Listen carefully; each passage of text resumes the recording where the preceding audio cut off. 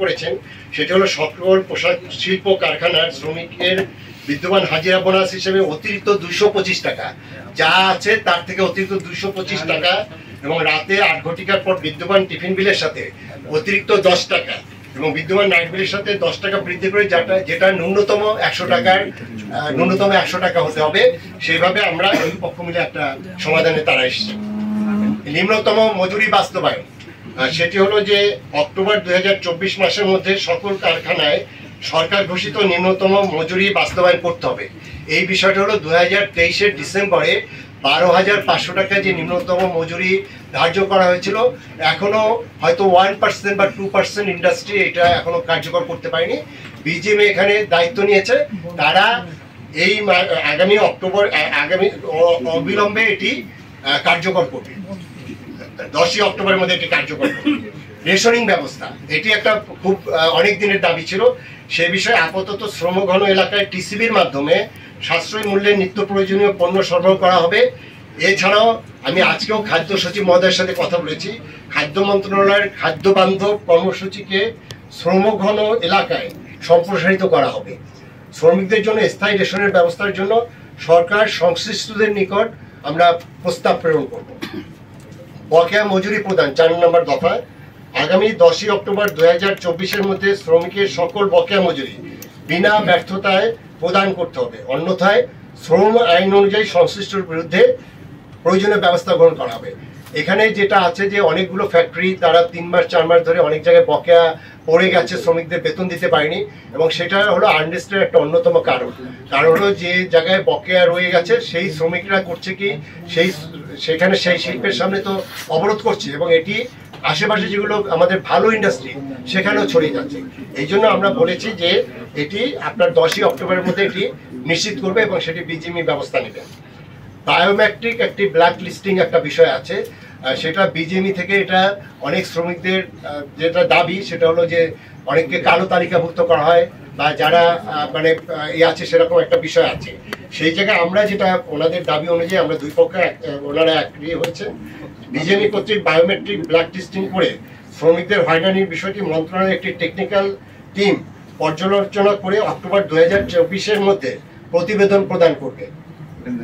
ঝুট ব্যবসা একটা মেজর ইস্যু এবং আপনারাও সবসময় নিউজ করেন, সেই ঝুট ব্যবসার বিষয়ে বলা হয়েছে ঝুট ব্যবসা নিয়ে স্থানীয় রাজনৈতিক প্রভাব এবং চাঁদাবাজি বন্ধ সহ শ্রমিকের স্বার্থ বিবেচনায় এ বিষয়ে একটি কেন্দ্রীয় মনিটরিং ব্যবস্থা গ্রহণ করা হবে।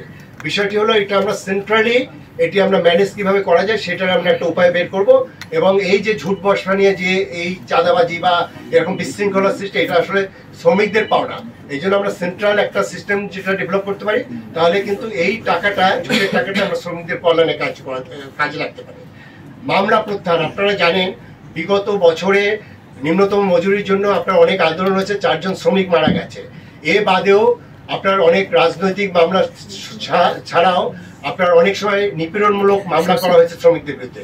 এই বিষয়ে আমরা বলতে চাই 2023-এর মজুরি আন্দোলন সহ ইতিপূর্বে শ্রমিকদের বিরুদ্ধে সকল প্রকার হয়রানিমূলক এবং রাজনৈতিক মামলাসমূহ রিভিউ করে আইন মন্ত্রণালয়ের মাধ্যমে নিষ্পত্তি করা হবে। মজুরি আন্দোলনে নিহত হয়েছিলেন 4 জন। আমাদের সাম্প্রতিক জুলাই আন্দোলন না, ওই গত বছর মজুরি আন্দোলনের যে 4 জন নিহত হয়েছে তাদের ক্ষতিপূরণের ব্যবস্থা আমাদের আপনারা জানেন আমাদের একটা সেন্ট্রাল ফান্ড আছে, সেই ফান্ডের ম্যানেজমেন্ট থেকে আমরা এটা সর্বোচ্চ তাদের ক্ষতিপূরণের আমরা ব্যবস্থা গ্রহণ করব।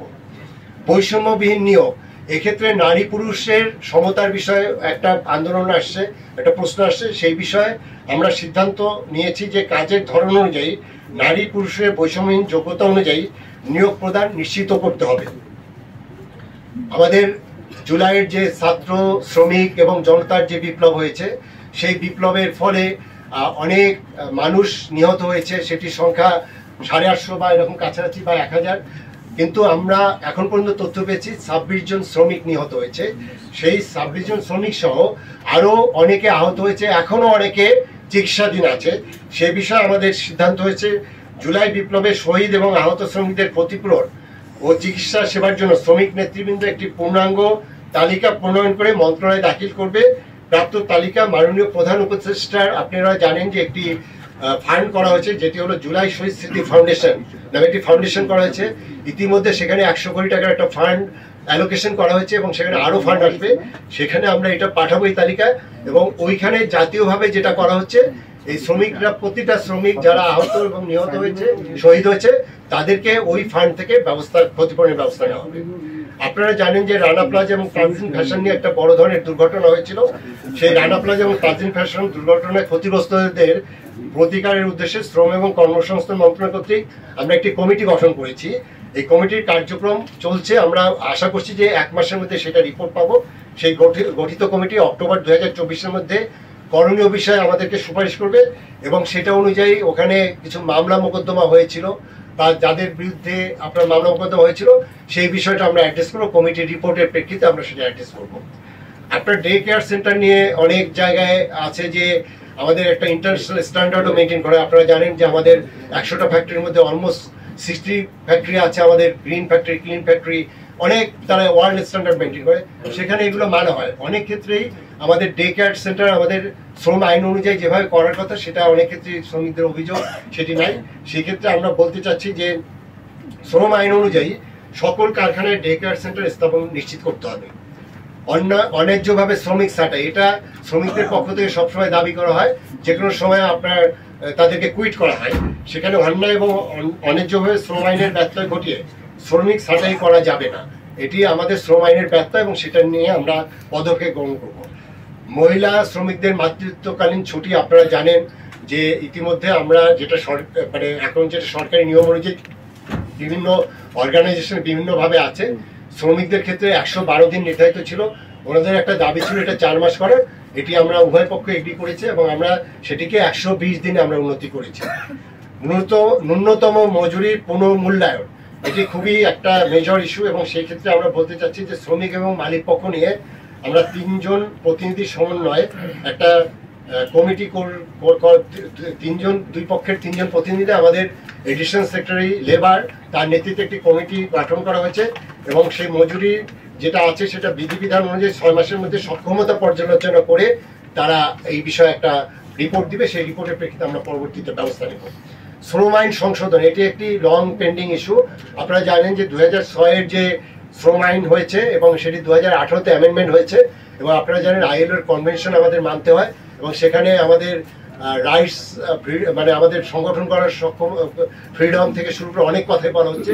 আমরা প্রতিটি বিষয় এবং যেহেতু একটি পরিবর্তিত অন্তর্বর্তীকালীন সরকার আসছে, সেখানে আমরা এখানে আইএলও এবং ইন্টারন্যাশনাল যে অর্গানাইজেশনগুলো আছে তাদের কাছে আমরা একটা ক্লিয়ার কমিটমেন্ট করতে চাই যে এই শ্রম আইনটা আমরা ইন্টারন্যাশনাল স্ট্যান্ডার্ডে আমরা ডিসেম্বর 2024-এর মধ্যে আমরা এটা রিরাইট করে সব পক্ষ স্টেক হোল্ডারের সাথে কথা বলে আমরা নতুন শ্রম আইন প্রণয়ন করবো। যেহেতু এখানে পার্লামেন্ট নাই, আমরা আর্টিকেল 93-এর আওতায় আমরা যেটা আছে অর্ডিন্যান্স করে এটা করার সুযোগ আছে। শ্রম সার্ভিস বেনিফিট প্রদান, এটিও একটি বিষয়, যেটা হলো যে এখানে একটা ইস্যু আছে যে 5 বছর চাকরি করলে যদি সে কুইট করে যেতে চায় তখন একটা বেসিকের বিষয় আছে। সেই বিষয়ে আমরা বলতে চাচ্ছি শ্রমিক অধিকার নিশ্চিত করার জন্য বাংলাদেশ শ্রম আইন 2006 সংশোধিত শ্রম আইন অনুযায়ী শ্রমিকের সার্ভিস বেনিফিট প্রদান করা হবে। এই বিষয়ে বাংলাদেশের শ্রম আইনের একটা ধারা আছে, 27 ধারায় অন্যান্য প্রয়োজনীয় সংশোধন করা হয়। এখানে একটা সংশোধনের বিষয় আছে, এটা আমরা ওই আইনের সংশোধন করে ফেলবো। আমাদের প্রভিডেন্ট ফান্ড, সেটা নিয়ে অনেক দিন ধরে এটা নিয়ে আমাদের আলোচনা হচ্ছিল এবং অনেকগুলো কোম্পানি কিন্তু কন্ট্রিবিউটরি বেসিসে এই প্রভিডেন্ট ফান্ডটা করে। এটা আসলে শ্রমিকের একটা প্রোটেকশন, এটা একটা সঞ্চয়ের মতো। সেখানে আমরা কন্ট্রিবিউটরি প্রভিডেন্ট ফান্ডের বিষয়ে পর্যালোচনার জন্য কলকারখানা এবং প্রতিষ্ঠান পরিদর্শন অধিদপ্তরের আইজি মহোদয় এখানে আছেন। তাদের মাধ্যমে শ্রমিক এবং মালিক উভয় পক্ষের সাথে আলোচনা করে বাংলাদেশের সাথে সামঞ্জস্যপূর্ণ আর্থসামাজিক প্রেক্ষাপট সম্পন্ন অন্যান্য দেশের উত্তম চর্চার আদলে আমরা এটি একটা প্রভিডেন্ট ফান্ডের আমরা একটা ব্যবস্থা করব। সর্বশেষ যে 18 দফার লাস্ট দফাটা হলো বাৎসরিক ইনক্রিমেন্ট। এটা নিয়ে একটা বড় ডিবেট ছিল। এই বাৎসরিক ইনক্রিমেন্টের যেটা আছে আমাদের শ্রম আইন অনুযায়ী ন্যূনতম মজুরি কাঠামো ডিক্লেয়ার পরে প্রতি বছর আপনার 5% ইনক্রিমেন্ট হয়। সেটার বিষয়ে আমরা বলতে চাচ্ছি নিম্নতম মজুরি পুনর্নির্ধারণ কমিটি, যেটা আমরা